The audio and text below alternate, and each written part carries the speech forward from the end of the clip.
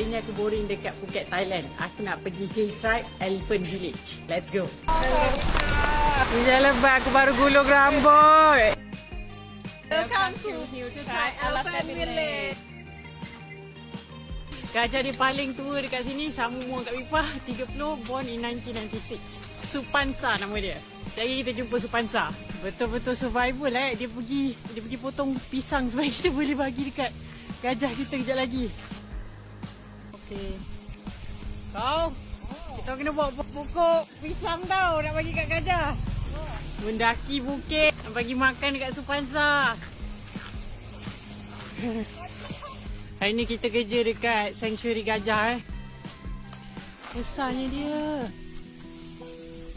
When you call the elephant to come here, you say Ma, come. Baiknya dia ikut kita, Supansa. Okey. Supansa. Slow-slow lah makan, Supansa. Sabar. Satu-satu.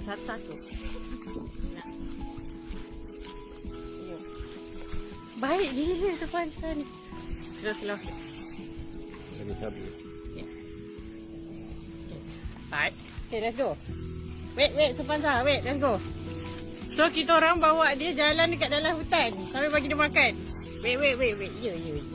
Wait. Okay. Let's go. Supansa, come. Ya. Okay.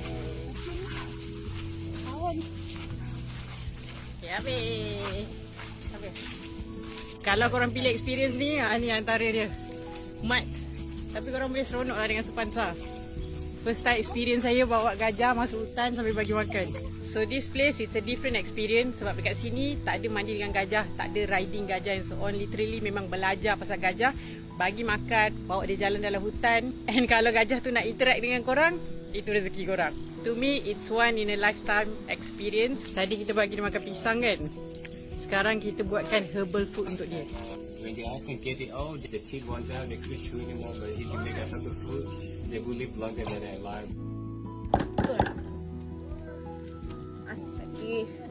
Bagi Supansa vitamin dia hari ni. Bye-bye Supansa. Diorang ada 5 gajah dekat sini. Tapi jumpa Supansa tu pun aku dah happy gila. Hari ni kita belajar jadi elephant caretaker. So what's the name of the next elephant? Tandau. So Tandau ni ada cataract guys. Sebab daripada awal dia lahir, dia dah kena kerah. Inilah Tandau. Okay.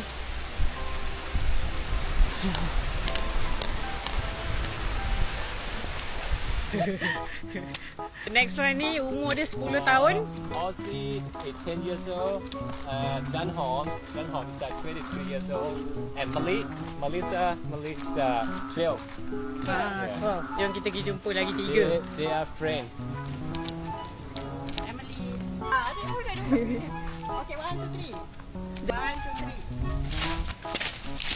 Yang diorang tengah buat ni, diorang tengah bersihkan makanan tu before diorang makan. Tu yang dia cak.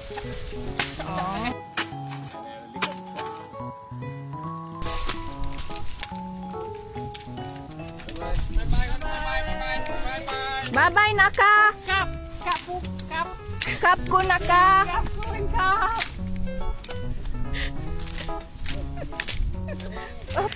Bye-bye.